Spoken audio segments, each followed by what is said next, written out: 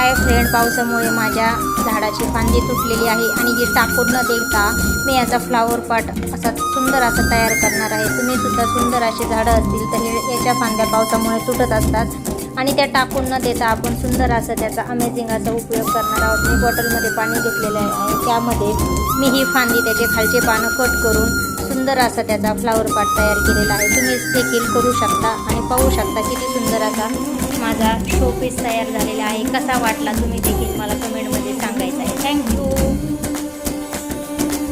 प्रत्येक गोष्टीचा आपण उपयोग केला तर